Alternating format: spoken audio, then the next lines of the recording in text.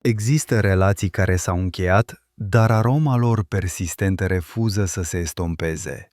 Nu pentru că încă mai iubești persoana respectivă și nu doar pentru că durerea persistă, ci pentru că în adâncul sufletului tău rămâne o întrebare fără răspuns.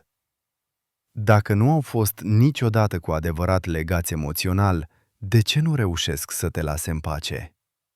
Observi tăceri prelungite, răspunsuri lipsite de sinceritate, semne tăcute de supraveghere și încetul cu încetul se formează presupunerea că, poate, în adâncurile ființei lor, tu ești persoana de care au fost cel mai puternic atașați. Această presupunere pare logică. În relații sănătoase, incapacitatea de a uita pe cineva provine adesea dintr-o legătură emoțională autentică. Dar aici este problema. Narcisistul construiește relațiile nu conform acelorași principii psihologice ca tine. El nu se atașează prin prezența emoțională, ci prin funcția psihologică pe care o îndeplinește cealaltă persoană. Prin urmare, incapacitatea sa de a te lăsa nu este dovada iubirii. Este semnul unui alt tip de dependență, mai profundă și mult mai periculoasă. Din perspectiva lui Jung, există oameni care nu trăiesc conform adevăratului lor sine, ci conform unei imagini pe care trebuie să o mențină pentru a supraviețui. Când această imagine se reflectă constant în ochii lor, se simt reali. Când reflexia dispare, nu se prăbușește relația, ci sentimentul propriei identități. Și în această structură, tu nu ești conectat la ei ca persoană, rămâi doar o oglindă. Aceasta explică de ce pot pleca, să te înlocuiască, apoi să se întoarcă. De ce pot susține că nu te mai iubesc, dar în același timp refuză să dispară complet. Nu se întorc pentru că le este dor de tine. Se întorc pentru că o parte din ei nu știe cum să existe fără un loc unde să-și vadă reflexia. Și când începi să trăiești în afara acestui rol, obsesia lor se intensifică nu din cauza emoțiilor, ci din cauza pierderii controlului.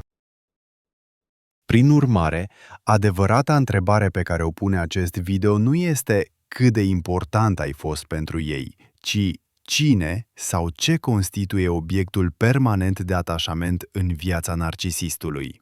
Odată ce înțelegi asta, multe tipare de comportament care te-au nedumerit odată vor începe să capete sens și, mai important, vei înțelege că atașamentul nu a fost niciodată legat de tine și, prin urmare, nu are dreptul să te țină lângă ei. Există o serie de convingeri foarte răspândite care fac ca mulți oameni să înțeleagă complet greșit ce înseamnă cu adevărat conexiunea în relațiile cu narcisistul. Aceste convingeri par rezonabile, uneori chiar foarte convingătoare, pentru că se bazează pe experiențe reale, emoții reale și pe modul în care oamenii psihologic sănătoși se atașează de obicei unii de alții. Și tocmai de aceea devin cea mai subtilă capcană dintre toate. Prima convingere este următoarea. Ei se atașează de partenerul lor romantic. La urma urmei, tu ai fost odată cel mai apropiat, cel care îi cunoștea cel mai profund, cel care a împărtășit cu ei momentele cele mai intime. Dar acest lucru este adevărat doar dacă presupunem că narcisistul intră în relații posedând capacitatea de prezență emoțională. În realitate, pentru ei, intimitatea nu creează atașament, creează accesibilitate. Cu cât ești mai aproape, cu atât mai mult vezi. Cu cât vezi mai mult, cu atât mai ușor este să confunzi contactul constant cu atașamentul autentic. Narcisistul poate fi aproape fără să stabilească conexiune, aproape fără să creeze atașament, pentru că nu caută relațiile în sine, ci efectul psihologic pe care îl oferă.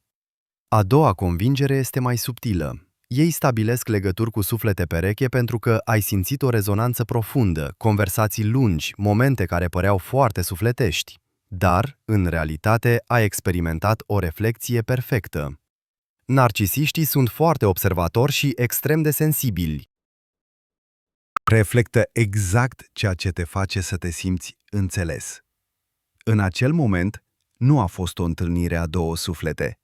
A fost o persoană văzându-se într-o oglindă perfect calibrată. Când crezi în conexiunea cu sufletul pereche, le acorzi inconștient o poziție sacră, în timp ce pentru ei este doar o performanță reușită. Apoi apare a treia convingere, cea mai dureroasă dintre toate. Ei stabilesc legături cu cei care suportă cel mai mult timp. Ai rămas când era greu, ai iertat când ți-au făcut rău, ai îndurat trădarea, tăcerea, devalorizarea și ai ajuns să crezi că cumva acest sacrificiu a creat o legătură de neînlocuit. Dar în structura narcisistă, răbdarea nu creează atașament, creează dependență unilaterală. Cu cât suporți mai mult, cu atât mai mult devii o componentă stabilă a sistemului lor, ca un stâlp de susținere. Stâlpii sunt folosiți, nu iubiți. Când susținerea slăbește, ei nu deplâng pierderea ta, intră în panică la pierderea suportului. Ultima convingere pare cea mai logică. Ei se atașează de cel care le oferă cea mai bună resursă. Cel care dă cel mai mult, îi înțelege cel mai bine, îi susține cel mai puternic. Dar aici se ascunde o confuzie fundamentală între resursă și atașament. Resursa poate fi înlocuită, îmbunătățită, actualizată și narcisiștii fac asta în mod repetat. Nu renunță niciodată la tine ca sursă de resurse, ci la starea psihologică pe care această resursă le permite să o mențină. A fi cea mai bună resursă nu înseamnă atașament mai profund.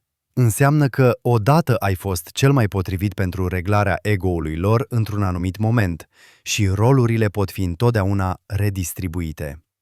Din acest motiv, toate aceste presupuneri duc la aceeași iluzie. Narcisiștii se atașează de oameni.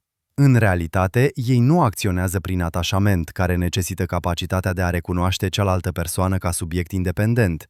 În schimb, au o dependență, o sprijinire pe o funcție externă pentru menținerea sentimentului propriei identități. Au nevoie de tine nu ca de cineva. Au nevoie de tine ca de ceva. Scrie oglindă în comentarii dacă ai simțit că ești folosit pur și simplu ca o funcție. Din perspectiva lui John, când o persoană nu poate trăi în conformitate cu adevăratul sine, este forțată să trăiască pornind de la o imagine, și această imagine există doar prin autocontemplare constantă. În acest caz, relațiile devin nu locuri de conexiune, ci surse de energie pentru personalitate. Când autocontemplarea dispare, nu se prăbușește iubirea, ci însăși senzația de existență. De aceea pot spune că nu te mai iubesc, dar în același timp refuză să dispară. De aceea te pot înlocui rapid, dar rămân mult timp obsedați de tine. Și de aceea, încercările de a-ți demonstra valoarea în aceste relații nu au adus niciodată securitate. Încercai să te atașezi de un sistem care nu este capabil de atașament. Când vezi această distincție, multe tipare de comportament care îți provocau odată durere devin înțelese, inconfortabile, dar clare. Și această claritate este primul pas către renunțarea la rolul pe care nu te-a întrebat nimeni niciodată dacă vrei să îl iei. Prin urmare, dacă narcisistul nu stabilește o legătură adevărată cu partenerul romantic, nici cu sufletul pereche, nu cu cel care rămâne cel mai mult timp cu el și nici cu cel care este pentru el cea mai bună sursă, întrebarea inevitabilă devine: cu cine stabilește el legătura? Sau mai precis, de ce sunt atât de puternic atașați încât nu pot lăsa până la sfârșitul vieții? Răspunsul nu se află în afara lor. Se găsește în structura psihologică pe care o creează pentru supraviețuire. Narcisistul nu are un sine stabil la care să poată reveni. În schimb, își atașează viața de o imagine, imaginea celui care trebuie să fie pentru a nu intra în contact cu vidul interior. Această imagine nu ești tu și nici altcineva. Este sinele fals, o versiune construită, jucată, apărată cu orice preț. Sinele fals nu este doar o mască socială. Este un sistem psihologic de reglare înlocuitor pentru adevăratul ego care nu s-a format niciodată complet. Narcisiștii iubesc această imagine nu pentru că inspiră admirație, ci pentru că fără ea se prăbușesc. Toată energia lor vitală este investită în menținerea, consolidarea și apărarea acestei versiuni de la distrugere. Și aici este punctul crucial. Tu nu ești iubit pentru cine ești. Ești necesar pentru ceea ce faci. Pentru această imagine, când reflecți admirația, când tolerezi contradicțiile, când rămâi tăcut în fața abuzului, nu faci altceva decât să participi la menținerea unei construcții care nu are nimic de a face cu iubirea autentică. Narcisistul nu este atașat de tine, este atașat de funcția pe care o îndeplinești în economia psihică a sinelui fals. Când această funcție dispare, nu îți simte lipsa ca persoană. Simte lipsa utilității pe care o aveai. De aceea pot fi atât de cruz când pleci și atât de obsedați când nu te întoarci. Nu este vorba de sentimente contradictorii către tine, este vorba de faptul că părăsirea ta amenință stabilitatea imaginii de care depind pentru a exista. În acest context, toate episoadele de întoarcere, toate promisiunile de schimbare, toate momentele de vulnerabilitate aparentă nu sunt decât încercări de a-și recâștiga oglinda pierdută. Nu te vor înapoi pentru că au realizat cât de mult te iubesc, te vor înapoi pentru că au realizat cât de mult au nevoie de tine pentru a continua să funcționeze. Această diferență poate părea subtilă, dar este fundamentală. Iubirea implică recunoașterea și aprecierea celeilalte persoane ca fiind independentă. Nevoia implică reducerea celeilalte persoane la o funcție care servește sinelui. Când înțelegi că ai fost întotdeauna în a doua categorie, multe dintre comportamentele care te-au rănit încep să aibă sens într-un mod nou și eliberator. Nu a fost niciodată vorba despre tine ca persoană. A fost întotdeauna vorba despre ce puteai face pentru menținerea unei iluzie. Și odată ce vezi aceasta cu claritate, puterea pe care o avea asupra ta începe să se dizolve. Pentru că nu poți fi rănit de respingerea cuiva care nu te-a văzut niciodată cu adevărat, în primul rând. Multe persoane se întreabă de ce narcisistul pare să nu te poată lăsa chiar și atunci când aparent a trecut la altcineva. De ce continuă să te urmărească, să te verifice, să pară fascinat de noua ta viață? Răspunsul se află în natura atașamentului lor către sinele fals. Noua persoană poate îndeplini multe funcții, dar nu poate înlocui complet amprenta neurologică pe care tu ai lăsat-o. Tu ai fost acolo în momentele când personalitatea era pe punctul să se prăbușească. Tu ai fost locul unde au aruncat fragmentele și au plecat ca și cum nu s-ar fi întâmplat nimic. Tu ești cel care știe cum arată cu adevărat când masca cade. Această cunoaștere îi creează o formă unică de vulnerabilitate pe care noua persoană încă nu are acces la ea. De aceea pot părea să te fi înlocuit perfect, dar în același timp să rămână inexplicabil preocupați de ce faci, cu cine ești, cum te simți. Nu este nostalgie romantică, este anxietatea că tu, mai mult decât oricine altcineva, deții cheia pentru desființarea imaginii pe care au muncit atât de mult să o construiască. Când înțelegi aceasta, multe dintre comportamentele post-separare care păreau confuze încep să aibă sens. Tentativele de a-ți distruge reputația, de a rescrie istoria relației, de a te picta ca fiind instabil sau rănitor, toate acestea nu sunt despre răzbunare personală, sunt despre protejarea narativului care îi menține sinele fals intact. Pentru că dacă tu ești cel care a plecat liniștit, cel care a refuzat să se întoarcă, cel care pare să prospere fără ei, atunci tu devii o dovadă vie că imaginea lor nu era de neînlocuit. Și aceasta este o realitate pe care structura lor psihologică nu o poate tolera. Aici devine esențial să înțelegi ceva fundamental. Obsesia lor continuă nu este un compliment adus importanței tale, este o măsură a propriei lor instabilități. Cu cât sunt mai obsedați, cu atât mai mult își confirmă faptul că nu au un centru real în care să se întoarcă. O persoană cu un sine autentic și stabil poate fi tristă după o despărțire, poate să simtă lipsa, dar poate continua să existe fără tine. Narcisistul nu poate. Și această incapacitate nu te face special în ochii lor. Te face necesar pentru supraviețuirea lor psihologică. Când vezi diferența, multe dintre emoțiile pe care le-ai simțit în timpul relației încep să se clarifice. Acea senzație constantă de a merge pe oa, de a nu fi niciodată suficient de bun, de a trebui să-ți dovedești în mod constant valoarea, toate acestea nu erau despre imperfecțiunile tale. Erau despre imposibilitatea de a satisface nevoile unei structuri care este, prin definiție, imposibil de satisfăcut. Sinele fals este ca un vas găurit. Indiferent cât de multă admirație, iubire sau suport torni în el, se va goli din nou. Și vei fi întotdeauna vinovat că nu dai suficient, nu înțelegi suficient, nu ești suficient. Pentru că problema nu a fost niciodată cantitatea a ceea ce dai. Problema a fost că încercai să umpli ceva care nu poate fi umplut. Această realizare poate fi inițial dureroasă pentru că înseamnă să accepți că multe dintre eforturile tale, sacrificiile tale, speranțele tale au fost direcționate către ceva care nu putea să le primească cu adevărat. Dar este, de asemenea, profund eliberatoare. Pentru că înseamnă că eșecul relației nu a fost despre eșecul tău ca persoană. A fost despre incompatibilitatea fundamentală între o persoană reală care încearcă să iubească și o structură psihologică care poate doar să consume. Și odată ce vezi aceasta cu claritate, poți începe să îți îndrepți energia către relații care sunt capabile de reciprocitate reală. Multe persoane ajung în punctul în care înțeleg teoretic aceste concepte, dar continuă să simtă o tracțiune emoțională către relația trecută. Se întreabă de ce, dacă înțeleg atât de bine dinamica, nu pot pur și simplu să o lase în urmă și să meargă mai departe.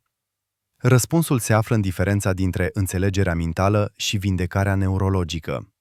Sistemul tău nervos a fost condiționat timp de luni sau ani să răspundă la ciclurile de recompensă intermitentă pe care narcisistul le-a creat. Creierul tău s-a adaptat să existe într-o stare de alertă constantă, să citească micii schimbări de dispoziție, să anticipeze nevoile, să se ajusteze pentru a preveni conflictul. Aceste adaptări nu dispar peste noapte doar pentru că acum înțelegi ce s-a întâmplat. Ele necesită timp și practică deliberată pentru a se dezintegra. De aceea poate te simți gol sau anxios chiar și după ce ai plecat. Sistemul tău nervos încă caută stimulii la care s-a obișnuit, chiar dacă acei stimuli erau toxici. Aceasta nu înseamnă că ești slab sau că nu ai progresat suficient. Înseamnă că ești uman și că sistemul tău nervos face exact ceea ce este proiectat să facă, să îți păstreze familiaritatea și predictibilitatea. Vindecarea înseamnă să îți permiți să experimentezi treptat noi tipare de reglare, noi moduri de a fi în relație cu tine și cu alții. Și aici este unde multe persoane fac o greșeală crucială. Încearcă să vindece prin înțelegere. Se adâncesc în studiul narcisismului, analizează fiecare interacțiune trecută, încearcă să descifreze fiecare comportament. Dar vindecarea nu vine prin înțelegerea lor mai profundă, vine prin înțelegerea ta mai profundă. Vine prin reconectarea cu cine ești când nu reglezi pe altcineva. Vine prin redescoperirea propriilor nevoi, valori, preferințe, care au fost umbrite în timp ce îi serveau pe ale lor. Vine prin învățarea să tolerezi liniștea fără să o interpretezi ca pe ceva greșit, pentru că în relațiile cu narcisiștii, liniștea era adesea o prevestire a furtunii. Acum, liniștea poate fi pur și simplu liniște. Și această diferență aparent mică este de fapt enormă. Este diferența dintre a trăi într-o stare de supraviețuire reactivă și a trăi dintr-un loc de pace activă. Atunci când ajungi în acel loc de pace activă, începi să observi ceva remarcabil.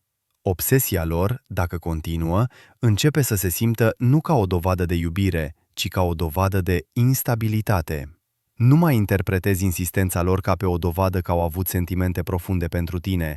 Începi să o vezi ca pe ceea ce este cu adevărat, o dovadă că nu au un sine stabil din care să opereze. Această schimbare de perspectivă este profundă. Înseamnă că nu mai cauți validarea în atenția lor.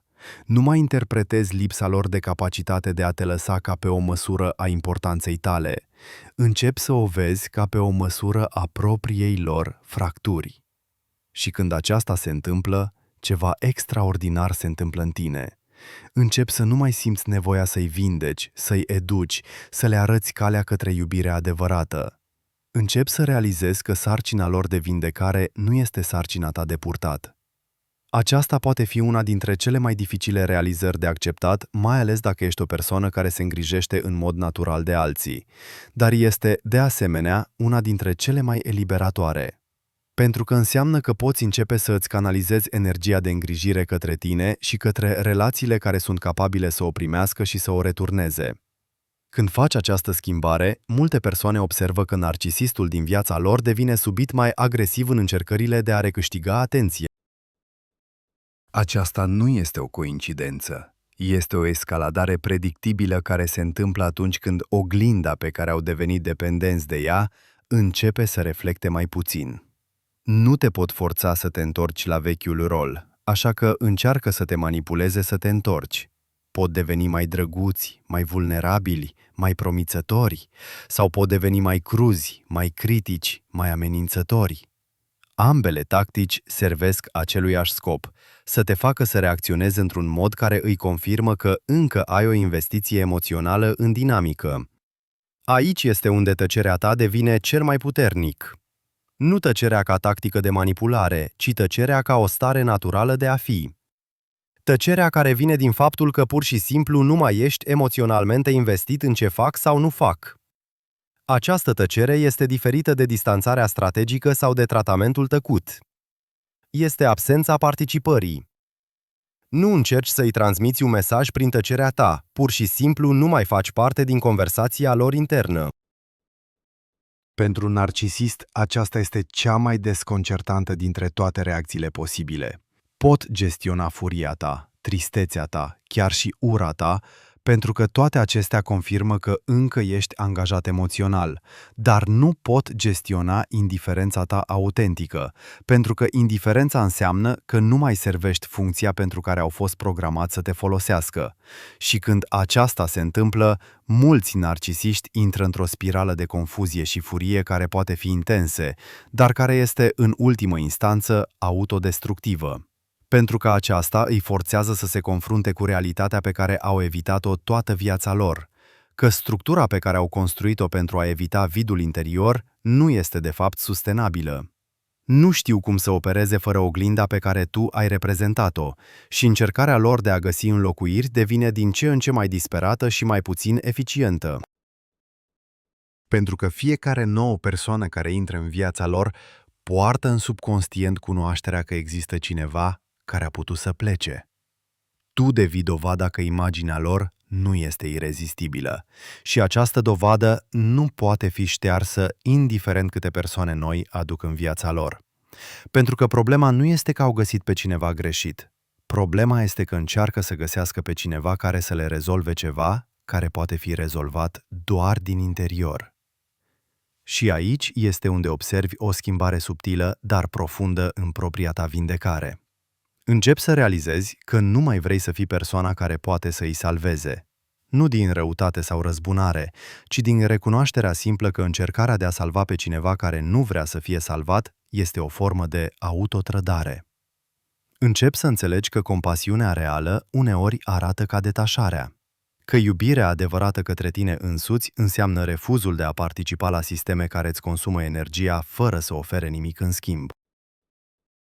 Această realizare te duce într-un teritoriu complet nou, un teritoriu în care relațiile sunt construite pe reciprocitate în loc de nevoie, în care intimitatea vine prin alegere în loc de dependență, în care iubirea este exprimată prin libertate în loc de posesivitate. Este un teritoriu care poate părea neobișnuit la început, mai ales dacă ai fost obișnuit cu intensitatea și drama relațiilor cu narcisiștii, dar este, de asemenea, un teritoriu al unei păci profunde și susținute pe care nu ai știut că este posibilă. Pentru că pentru prima dată nu mai trăiești în funcția cuiva, trăiești din propria ta alegere. Și această diferență, odată experimentată cu adevărat, devine imposibil de abandonat. În această fază, mulți se întreabă dacă narcisistul va continua să fie obsedat pentru totdeauna, dacă nu vor avea niciodată pace. Răspunsul este complex, dar în ultimă instanță îmbucurător. Obsesia lor poate continua, dar puterea ei asupra ta nu trebuie să continue. Pentru că dacă nu mai oferi răspunsul la care s-au obișnuit, obsesia lor devine tot mai mult un monolog. Și monologurile, chiar și cele obsesive, tind să se epuizeze în timp când nu sunt hrănite de interacțiunea pentru care au fost concepute. Mai important, începi să înțelegi că pacea ta nu depinde de încetarea obsesiei lor. Depinde de încetarea participării tale la ea. Și aceea este ceva care este complet sub controlul tău. Când ajungi în acel loc, ceva remarcabil se întâmplă.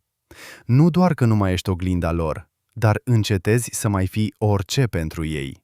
Devii pur și simplu o persoană care trăiește propria viață pentru propriile motive, din propriile alegeri. Și în acel spațiu de autonomie completă, găsești ceva pe care nu ai știut că îl căutai. Pe tine însuți.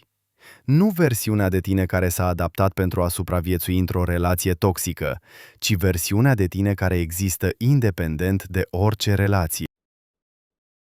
Această versiune a ta a fost acolo tot timpul, așteptând să fie redescoperită. Și odată ce o regăsești, realizezi că nimic din ceea ce ai pierdut prin plecarea din relația aceea se compară cu ceea ce ai câștigat prin întoarcerea la tine. Pentru că în cele din urmă, aceasta este diferența fundamentală dintre tine și narcisist. Tu ai capacitatea de a te întoarce la un sine autentic, ei nu. Și în această capacitate se află nu doar vindecarea ta, ci și libertatea ta. Obsesia lor poate continua, dar nu mai este problema ta de rezolvat. Confuzia lor poate persista, dar nu mai este harta ta de navigat. Vidul lor poate rămâne neumplut, dar nu mai este locul în care îți pierzi energia. Tăcerea ta în această fază nu mai este distanța dintre două persoane. Este distanța dintre tine și o structură care nu este capabilă să iubească. Și această distanță nu trebuie umplută, trebuie păstrată, pentru că la această distanță nu mai ești o oglindă, ești cel care vede, iar cel care vede nu mai este legat de acea imagine. Scrie sine în comentarii dacă ești pregătit să-ți iei viața în propriile mâini. Aceasta este singura distinție cu adevărat importantă. Tăcerea ta în această fază nu mai este distanța dintre două persoane, este distanța dintre tine și o structură care nu este capabilă să iubească. Și această distanță nu trebuie umplută, trebuie păstrată, pentru că la această distanță nu mai ești oglinda, ci cel care observă, iar cel care observă nu mai este captiv acelei imagini.